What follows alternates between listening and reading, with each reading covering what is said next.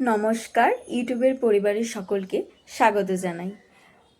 আজকে আমি আলোচনা করব জীবনবিজ্ঞান থেকে কিছু গুরুত্বপূর্ণ প্রশ্নোত্তর, যেগুলি তোমাদের ওয়েবজি এএনএম জিএনএম এন্ট্রান্স এক্সামিনেশানে ভীষণ হেল্পফুল হবে। তোমরা যারা এএনএমের জন্য প্রিপারেশান নিচ্ছ তারা অবশ্যই এই ভিডিওটা দেখো। প্রথমে যে প্রশ্নটি রয়েছে দেখো, কিডনির কার্যকরী একক কী? Option A neuron, option B nephron, option C alveoli, option D hepatocyte. এটার সঠিক উত্তর হবে নেফ্রন। নেফ্রন হচ্ছে কিডনির কার্যকরী একক, আর নিউরন যেটা রয়েছে সেটি হচ্ছে ব্রেনের কার্যকরী একক। সেকেন্ড প্রশ্ন রয়েছে, রক্তের কোন উপাদান অক্সিজেন পরিবহন করে? Option A plasma, option B platelet, option C লোহিত রক্তকণিকা বা আরবিসি, অপশন ডি শ্বেত রক্তকণিকা। তাহলে রক্তের কোন উপাদান অক্সিজেন পরিবহন করে? সঠিক উত্তর হবে লোহিত রক্তকণিকা বা আরবিসি।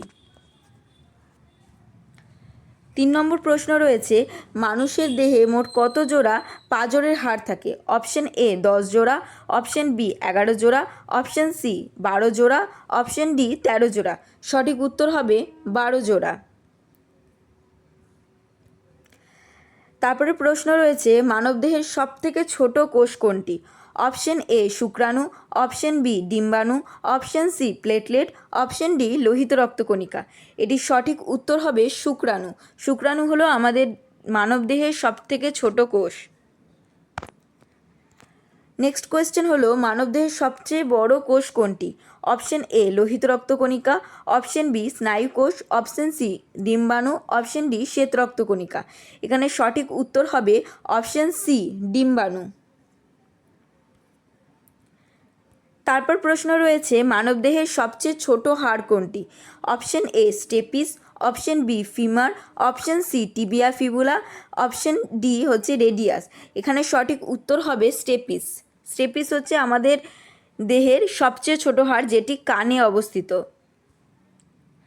নেক্সট রয়েছে, রক্ত জমাট বাঁধতে কোন ভিটামিন সাহায্য করে? তাহলে রক্ত জমাট বাঁধতে কোন ভিটামিন সাহায্য করে?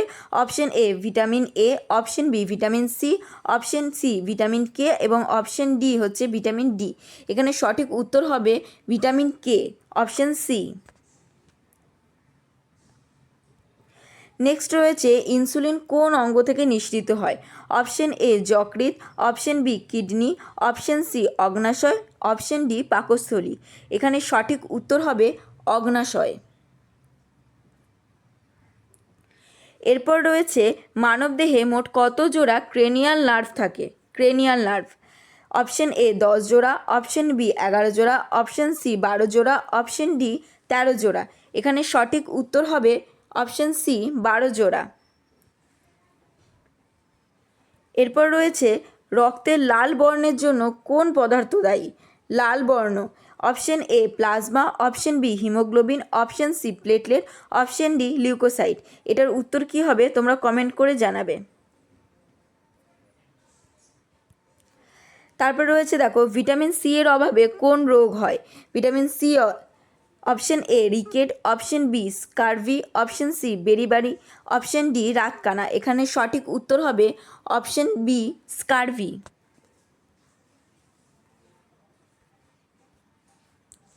এরপর রয়েছে দেখো, হৃৎপিণ্ডের কোন প্রকোষ্ঠের প্রাচীর সবচেয়ে পুরু? অপশন এ ডান অলিন্দ, অপশন বি বাম অলিন্দ, অপশন সি ডান নিলয়, অপশন ডি বাম নিলয়। এখানে সঠিক উত্তর হবে বাম নিলয়। হার্টের যে স্ট্রাকচার রয়েছে বা হৃৎপিণ্ডের যে স্ট্রাকচার রয়েছে সেটা খুব ইম্পর্টেন্ট। এটা থেকে প্রত্যেকবারই একটা না একটা কোয়েশ্চেন এসে থাকে, তাই অবশ্যই হৃৎপিণ্ডের স্ট্রাকচারটা ভালো করে পড়বে। এরপর রয়েছে, মানবদেহের সবচেয়ে বড় অঙ্গ কোনটি? এটিও কিন্তু খুব ইম্পর্ট্যান্ট একটা কোয়েশ্চেন, এটি কিন্তু প্রায়ই আসে।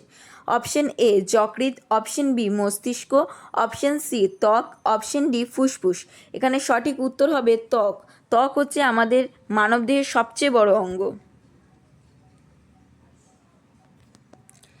এরপর রয়েছে, মানবদেহের সবচেয়ে বড় গ্রন্থি কোনটি? এখানে কিন্তু গ্রন্থি বলেছে, ঠিক আছে।